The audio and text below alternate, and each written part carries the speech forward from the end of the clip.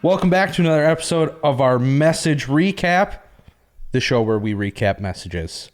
This was the final week in a series called Curse Words, and Kevin, you were able to... Great series, by the way. You were able to take the stand and talk about the S word. The S word, yes. Not S-H-I-T. Not that word. Which you Not did that spell out about 35 times. Yeah. Well, make sure we get it. Because it's okay to spell it, but not fine. say We it. want to make sure that people knew what it wasn't about. Yeah. We've got to be clear about that. But the S word we actually did talk about is, we've all said, we feel is worse than S-H-I-T, which is submit. Submit. Something I didn't... something we did not bring up in the message yesterday, but Shaheen and I have talked about this for years, and that is how this submit word, and especially it's probably with wives submitting to their husbands, that thing, that as a culture we've rebelled against that so much that you can't even say it or suggest it, that actually the Bible has been recategorized in that area. To cut it out. To cut it, well, not to cut it out, to ease the pressure. To ease the blow. To ease the pressure of it. That we live in such a culture that in the last 10 years, they're reorganizing the Bible to put verse 21 before 22 in Ephesians 5. Yep. Right. And if you look at an older Bible, it's in the previous category, talking about which makes total sense. People have moved it to the family category to ease the punch of this horrible word called submit or submission. And I'll be honest with you, it was tough for me to go through it, really, to just preparing to share it. There's nothing I guess I didn't know before, but just to be reminded of it and to do a little research in it, and especially the historical value and where Christianity's coming from, this submission to authority is a huge deal. And we just tried to make that clear, no matter what it is that we're fighting against, that submitting to authority, and you can't get around it. Good authority, bad authority, God authority, anti-God authority. Wherever we find ourselves under authority, we are commanded by God for his sake to submit to that authority, short of sinning. Yeah. You did make the disclaimer, short of sin, we have to submit to authority. Did you find it was harder to prepare for it, even with, I would say more so where we are today in 2020? There is no doubt that the last thing Shaheen or I both want to do is offend somebody. We will do whatever we can to not offend somebody short of speaking the truth. The truth will be offensive, but how we deliver things, how we bring it up, the whole idea, we understand we're all humans. We try very, very hard not to purposely offend people. And I know that in the church, in our church right now, this whole mask thing is such a contention one way or the other. It's almost causing, it's funny, these cloth things over our nose and mouth is causing almost a church division over this, like, whoa, we need to back up a little bit I here. wouldn't say almost. Well, it is. It is. It is. I mean, there are people who have left our church because not every single person wears a mask. Yep. And there are people who, I don't know if they've left or not, they haven't told me, but who certainly aren't coming or aren't as engaged because they don't want to wear a mask. Because The we don't opposite. enforce everybody, or because we are enforcing. Yeah. So Right. some are because we don't enforce, some are because we are enforcing. How do you win? And then here's us just You know. trying to hold on. So to talk about this whole idea was a little bit tough to talk about this stuff in a way that I understand. I don't like to be forced to do things I don't like either. But for me personally, and I think Shaheen would agree, that we just can't rewrite or find loopholes in what God has clearly told us. As much as I want to, honestly, as much as I want to. And I know as we've all tried. Yeah. we've tried to I've tried to find We didn't the just loopholes. lay over on this. The week you just had prepared, because we talked a little bit about this offline, but the week you had preparing and trying to, like, is there any way? And I'll read different versions. And what was all this?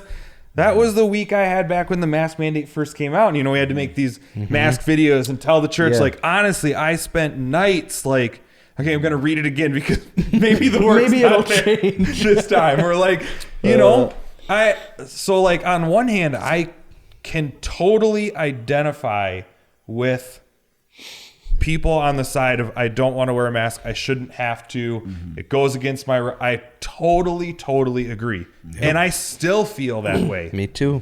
But I can't get around for the Lord's sake. Like I can't go there in my head because to me, that seems like a slippery slope.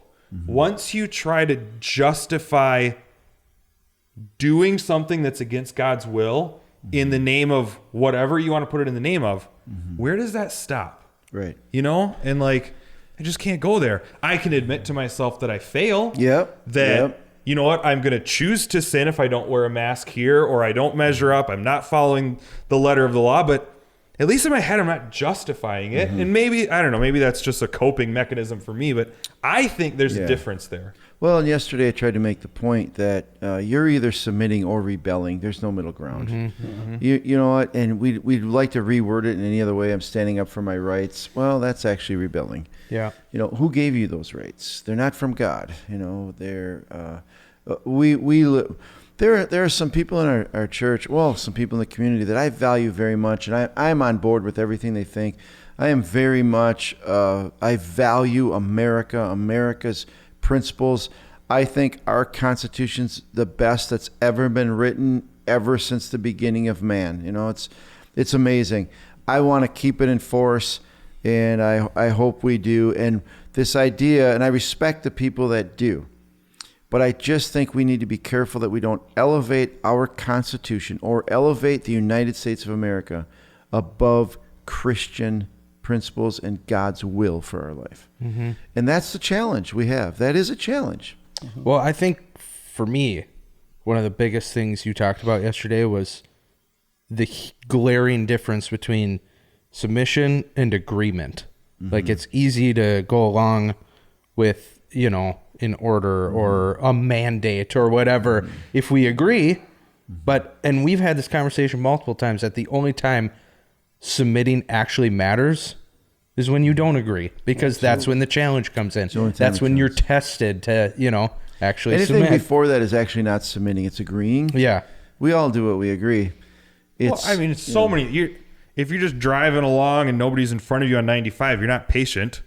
It's only when there's that slow grandma in front of you that you're trying to get somewhere. Like, that's the only time patience matters. The only time self-control matters is when I want to eat that other Swiss cake roll, or I want to, you know, whatever it is. Like, these Christian values are what God tells us to do. Only matters when you want to do the opposite, when your human nature gets in the way. I like that he pointed at you when he talked about Swiss cake rolls. Well, it's true. And the thing is, we are Americans. It's America 2020. We've never been persecuted, really, for religious. I mean, when you look around the world, we're not persecuted here. No way. And we've never had to really submit to anything that we didn't like. Yeah. So the first time it comes up. I think we were talking about it on Thursday, that I think when I look back in my life, this is the first real, we're talking about masks, the first thing the government has really ever told me to do that I just wanted to give them the finger. You know, I've never, like you just said, I've never really been challenged to submit before. I'm older than you. It was a seatbelt law for me. See, I felt that way at the beginning, and inside I just, who do you think you are, big brother, that you can tell me I have to protect myself in a certain way? Hey, So I thought this same was thing a free country, you know? Helmets on bikes. Yeah. Same thing. Yeah, and helmets on. Yeah, it's like you can't tell. And the reason it passed was, well, this will bring insurance costs down for everybody. It's really a safety thing for others wearing a seatbelt. My insurance didn't go down. B as in B, S as in S. It's just a controlling people, and I just agree with it. But I submit to it. Yeah. But here's the thing. For those of you out there who say, well, where do we stand up and fight? You know, well, rebelling is not standing up and fighting. Rebelling is embarrassing God. There's no other way to look at it. So what can we do? And we didn't talk about this yesterday at all, but I think it's our responsibility to spread the gospel constantly, always be inviting people to church constantly. I know that you can change a nation by one person at a time. When the values of the people living in the nation change, the nation changes. Yeah. Top down doesn't work. The president's not as powerful as we give them credit for. Whoever that office is not as powerful. The people control what happens. We do. And right now we have a problem with I'm going to say it's a problem with our country's divided into, and I heard a Biden commercial, and I'm not telling you who to vote for, but a Biden commercial about I want a safe America. And I'm thinking, I don't want to be as safe as I want to be free. I mean, I don't value safety as much as I value freedom. Yeah. I do. Yep. I'd rather live with risk that I will manage. That's my core belief. That's what I want to do. But we live with half a country who doesn't believe that. So how are we going to make a change? By rebelling? That won't accomplish anything except pretty soon you're going to have the military on you. Yeah. I think we cause change one person at a time. As God changes people's values, culture changes. Period. There's no other way around it. Well, I think like you said, value and perspective, because something you said right before we started filming this, I hope it's okay, but you said a lot of us right now, going back to the masks, care more about the fact that we have to wear a mask than the fact that our neighbor isn't going to heaven. And that's where that mental switch, it's like, needs to happen. I mean, think about that. There are people that literally are putting more chips in the basket of caring about a mask than the fact that their mental neighbor, energy, my social media posting, what I talk about, what controls me is more about masks than reaching somebody. than the fact that sure. my Take neighbor that a may step be going to hell. farther, and this isn't the conversation now, but it goes this way about safety. I'm going to protect myself, buy a bunch of guns, a whole bunch of bullets, save some food. I think I made a statement to an individual yesterday that I think Satan is kind of just happy as can be because he says, there's a Christian who I've just taken off. You know what? I've just distracted them so much. They're more concerned about their safety and their food supply than they are their neighbors going to hell.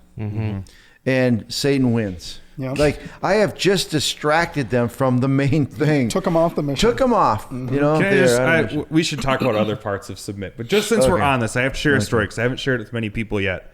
But a board member here at our church sent me a text message about a week ago, and they said this was not this past Sunday, but the previous Sunday.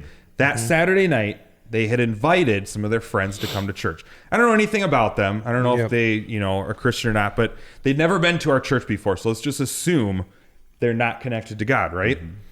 That's maybe bad. I'm just going to assume that for the sake of the story. Sunday rolls around. The friends don't end up coming.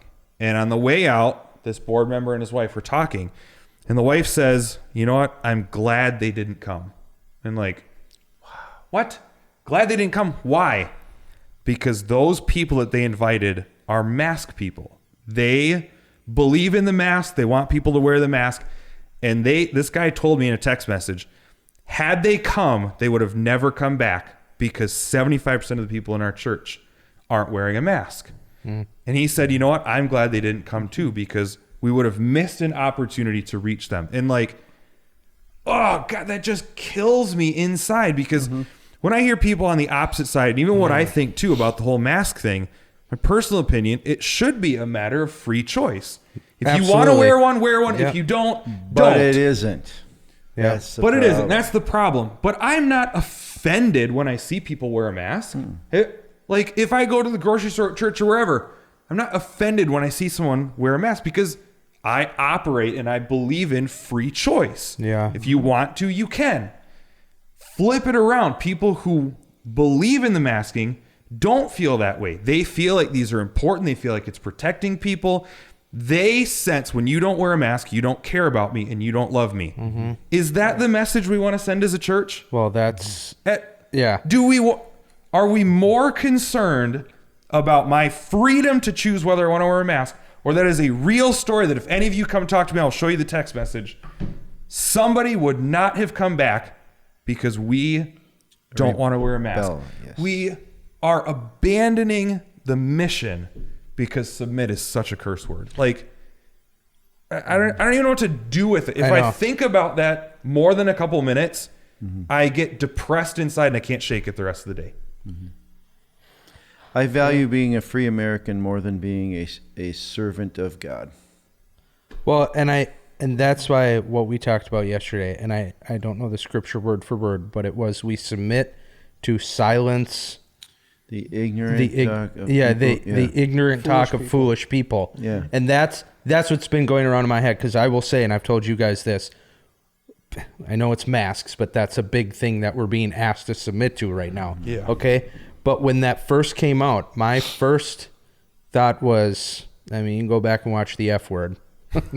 No, I wasn't that It word. was the first F It word. wasn't that word, but that was my first thought was, there's no way I'm doing this. It was just that American pride of I get to choose what I want to do. And I said, there's no absolute, I am not doing this. Okay. I'm not doing it at all. And then we all felt, I mean, I can't speak for all of you, but I know we have still to this day feel that burning, I don't want to wear a mask. Okay. But then you came out with that video, Romans 13. And man, was that a moment of just like, Okay, God. oh yeah, okay. And then I think back to what we talked about yesterday, silence foolish people.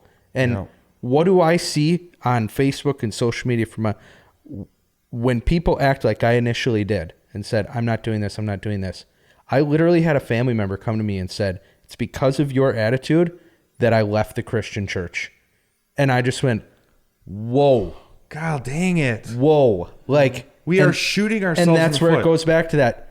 You submit to silence foolish people, because if we submit, they can't come back to us and say, look at those Christians who think they're better than everybody else, because we are distracting them at that point. We're distracting them from what I think matters. too, just this idea, and to think about it, ponder it for a while, that when we rebel, we are sinning, and then we're just giving other people to point the finger. He says, you're free, but don't use your freedom as an excuse or a cover-up for I can rebel because I'm free. That's a cover-up for that's like, wow, how can God give us such a more direct hey, listen, I know it's going to be tempting and stuff, but you are free. Don't use that to cover up rebellion. Well, I can rebel because I'm free. What? That's exactly what he's saying not to do. Or don't use it to distract others from what really matters. The more you say, I'm free, I'm free, I'm free, like eventually you're going to get comments like that. I left because. I know we're going along here and stuff, but there's something we didn't talk about yesterday, and it's going to be a whole message someday, I'm sure. But the freedom that comes from submitting is incredible. It's incredible. When you and I choose to submit to authority over us, whether it's at home, on the job, in the whatever it is, there's it's like, hey, the weight's off me. Yeah. And I found that just switching our roles. Some people say, Kevin, you just seem so much more freer than you used to be. I got no worries. I used to have worries. Now I just do whatever he tells me. Like, I'm fine. All I got to do is submit. I'm the one that's free. And I've said this for years. Thank God if you're not in a position that you have to make these judgments, that you have to judge what people are doing. Because not all of us have to, but some people are in positions they have to make these judgments. Thank God you're not there. It's freedom just to, okay, the government tells me that I can drive 60 miles an hour on Highway 95 now. Okay, I don't have to make, is this safe? I just got the freedom to drive 60 miles an hour, and there's no, I don't know. Submitting brings incredible amount of freedom. Yep. I am no longer held accountable for the results. Same with when we submit to God. I am no longer held accountable for the results. I'm just going to do what God told me to do. And I'd like to talk about this, but we won't go longer. But for me, financially, that's where the first place I learned. When I was becoming a Christian, believing in God, when all the things about finances, surrender, do what God says financially. And this was my attitude as a mid-20-year-old. God, there's so much to worry about financially and stuff. So what you're saying is if I just do what you say to do, live within my means, give 10%, do this, then you worry about my finances. I don't have to. It took a huge worry just submitting. Now, you can't do that and not do what he said. If you submit to what God says, You got to do and what listen, he this says. is true in every area. You submit to what God says, then he holds the bag. You don't. Yep. There's a Charles Stanley quote like that: "Obey God and leave the results up to Him." Amen. Or something like that. But in finances, in relationships, in Everything. submission, Yep. with masks, It's no longer my deal. I'm free. Interesting times. interesting Indeed. times. Interesting times. But yes, What a time, though! What an opportunity for us to grow. no doubt. You know what? Because To be it's tested. through Yeah. challenges and friction, and when I don't want to, that struggle. That's when growth happens. So. Can I say something? Yes. You been have waiting. like 10 Don't seconds. let a piece of cloth get in the way of the mission. Amen. That's it. There we go. Yeah. That's it. That's Okay. it. 100%. There you go. The word is the S word. You can watch Ask and pop up here in a second. But that's the end of this series. We're starting a new one next week. You'll find out what that is next week. But You'll Yeah. like that one too. make sure to like, subscribe, comment, and we'll be back next week with another recap. Have a great week.